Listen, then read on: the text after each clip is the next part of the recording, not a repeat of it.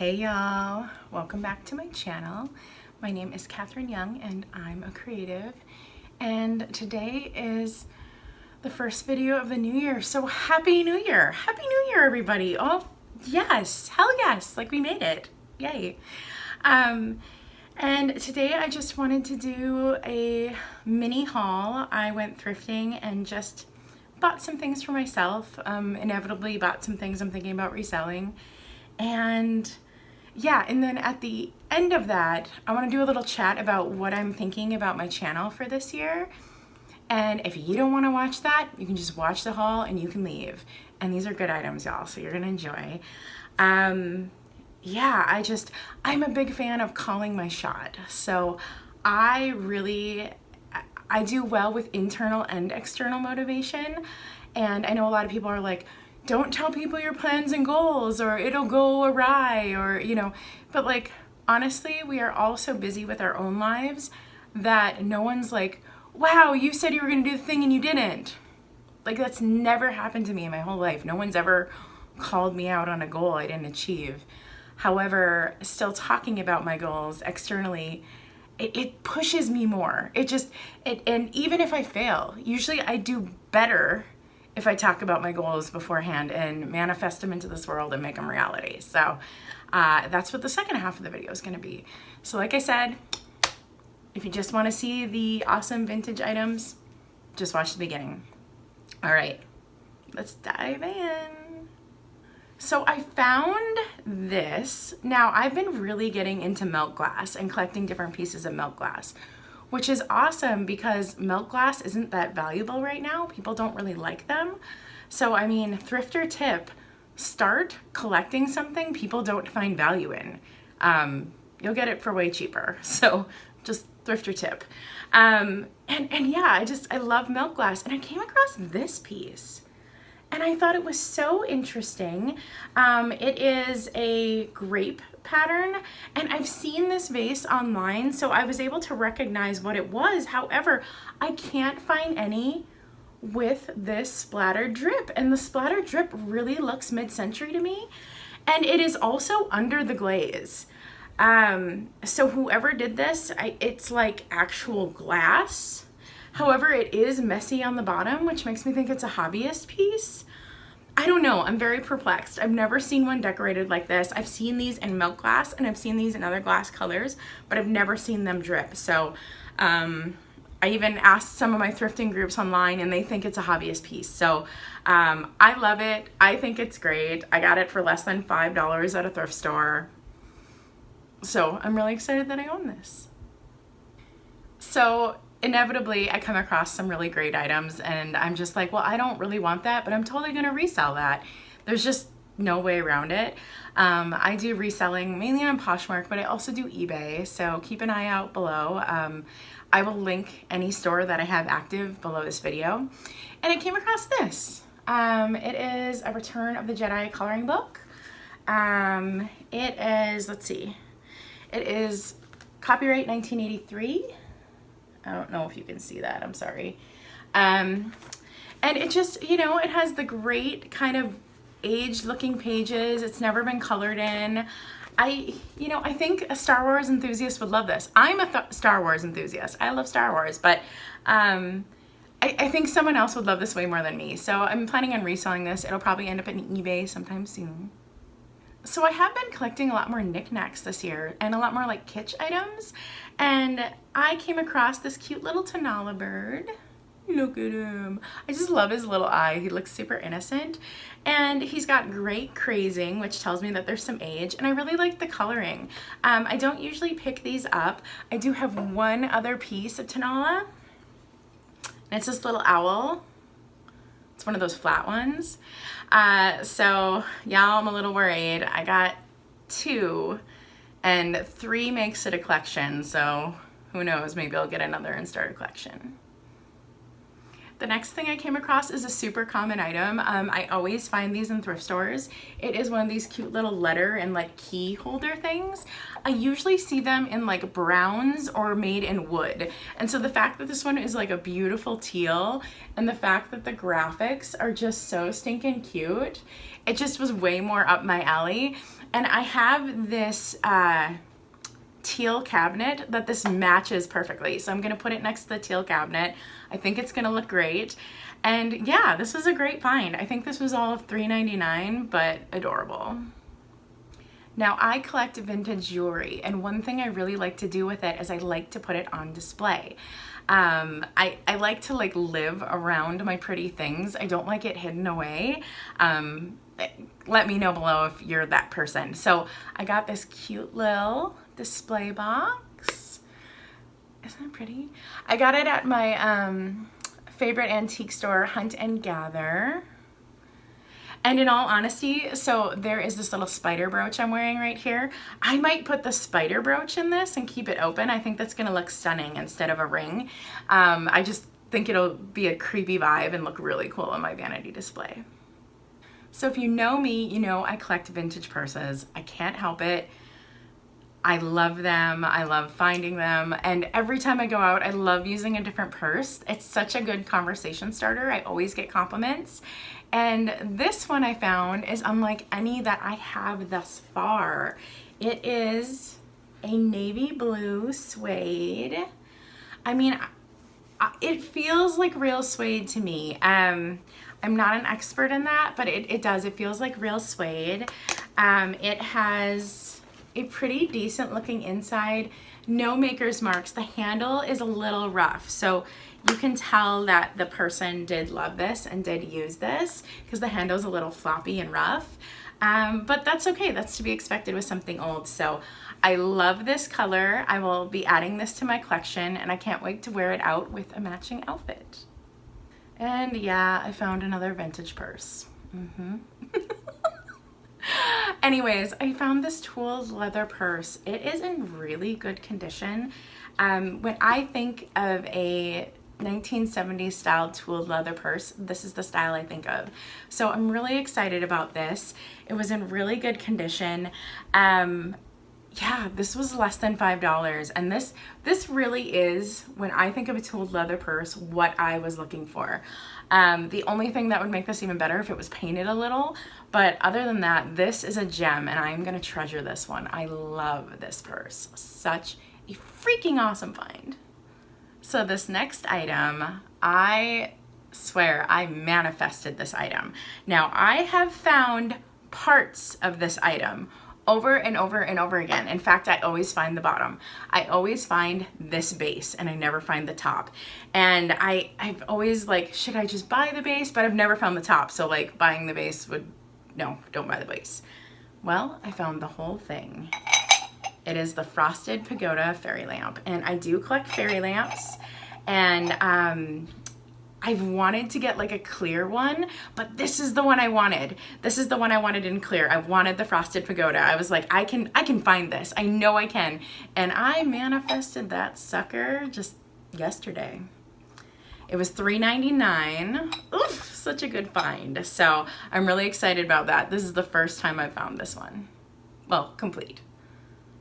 Last but not least, I spoiled myself. I paid up for something at my favorite antique store, but I think it's totally worth it. So I bought a vintage hair receptor, and I do collect these. So, you know, one thing I do worry is they're becoming more and more common. I'm seeing them at thrift stores all the time now. So I don't know what I just started collecting these and keeping these because I think they're going to become easy to find. But then again, my earlier advice, collect cheap things people don't want, you know, it's a good thing.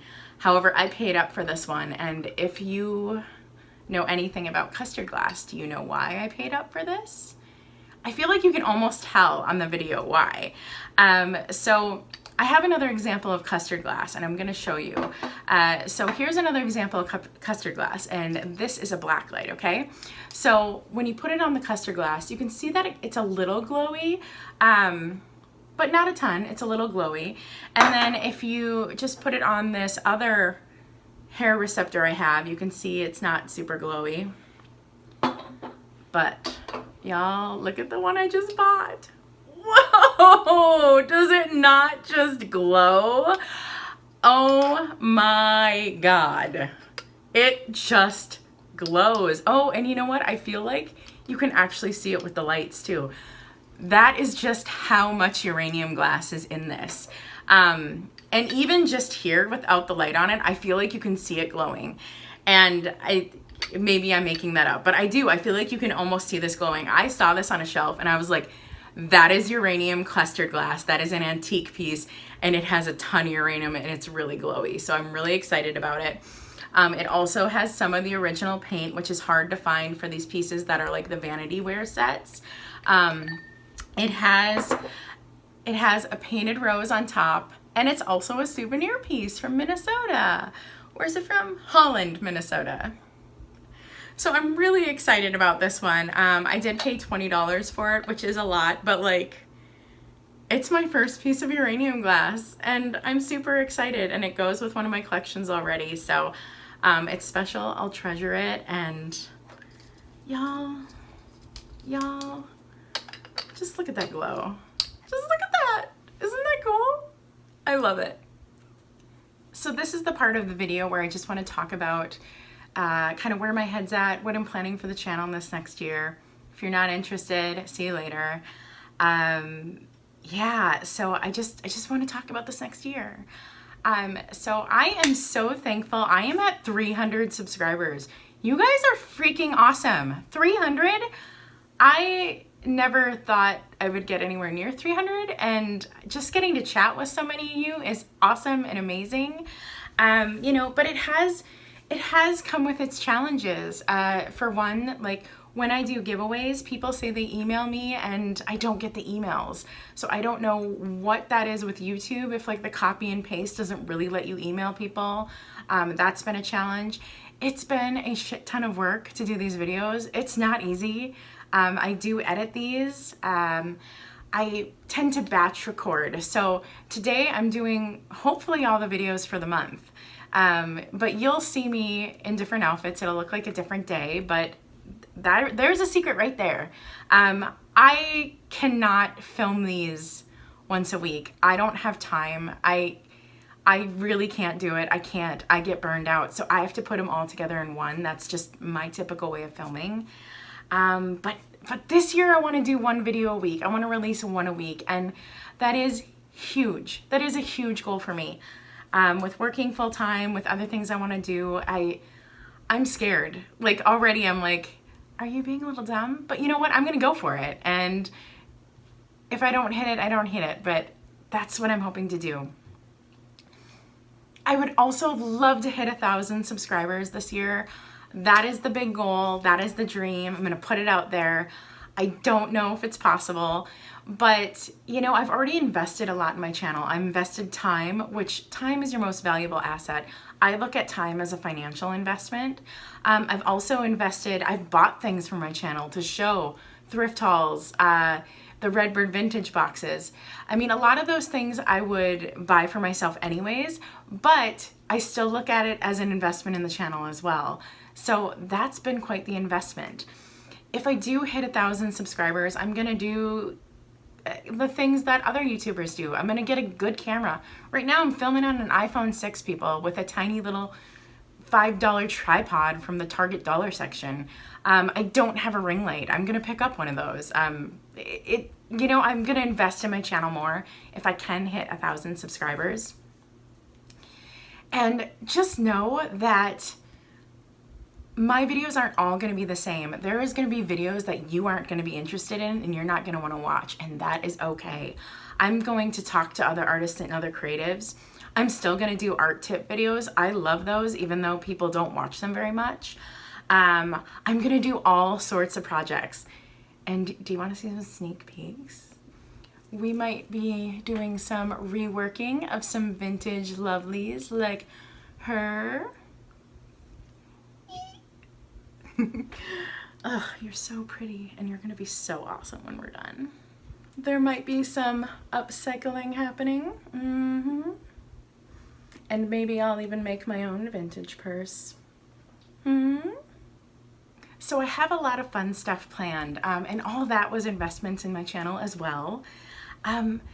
You know, and I'm also probably going to do some content around my book I wrote. So I'm really excited for that content. If you haven't checked out my book, please check out the link below. I put my heart and soul into this book, and it's getting great reviews. It's sold really well. It got a really high ranking on Amazon when it first launched. So please, please, please check it out. But I will be doing some content around this book. In fact, there's a video that's already recorded that'll be coming that's super fun. Also, I'm thinking about doing live sales on YouTube. I'm a little nervous. I don't have that big of a following, so it's kind of scary. But I enjoy finding different things and I enjoy selling them. However, I have a really small apartment, and so having stuff sit around isn't super practical. Also, my business partner who's running my Poshmark shop wants to get out of it. So it would be kind of nice if I could come up with a platform where I could find some items and sell them within a relatively quick period of time.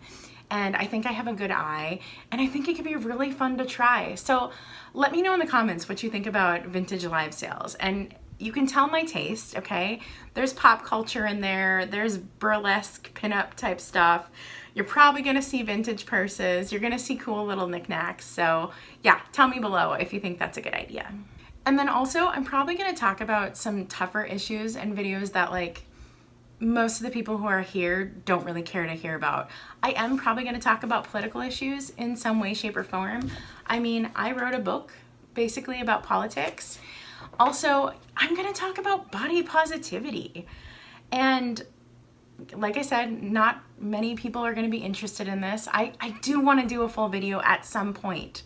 But body positivity is something that I really wanna dive into a little more on YouTube, because my physical appearance is something that scared me about getting on YouTube.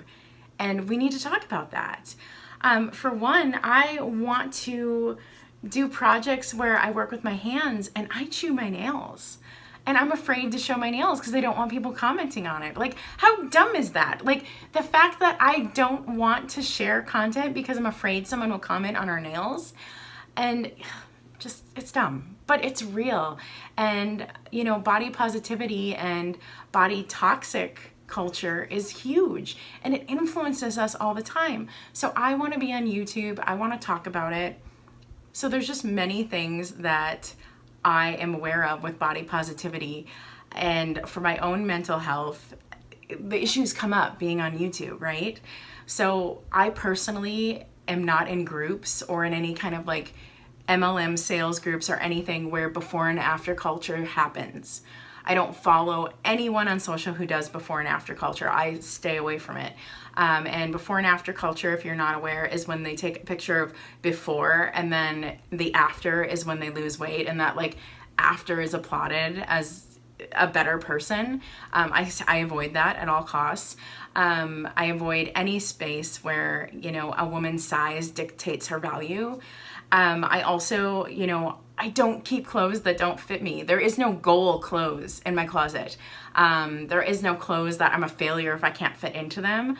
And, you know, it's just, there's just so much that I would love to talk about, but inevitably comes up when I'm on YouTube, right? The toxic culture of appearance comes up and comes at me just for being on YouTube. I can't tell you how many people message me about my videos, and like the only thing they have to say is, did you lose weight? You look really good. Did you lose weight? And it's like, wow, I put in all this work for this video, and this video is about this, that, and the other thing, and the only comment you had was on my size. So the before and after culture comes at you just for being on video. And, you know, that's something I like, for mental health reasons, I really, really want to talk about. That's really it, y'all. That is everything I wanted to talk about. So sorry it got a little rambly, but it's just things I'm thinking about. It's things I'm excited about for this next year. And God, thank you for being here. Thank you, thank you. Thank you to the vintage and to the resellers and to everybody that's in that vintage reseller community. You guys are so awesome. Oh my God, I have been having so much fun on YouTube, and it's because of all you. It's because of all you. And thank you for bringing that joy into my life in 2020. And let's hope in 2021 it only gets better. All right, talk to you later, guys. Don't forget to like, comment, and subscribe. Bye.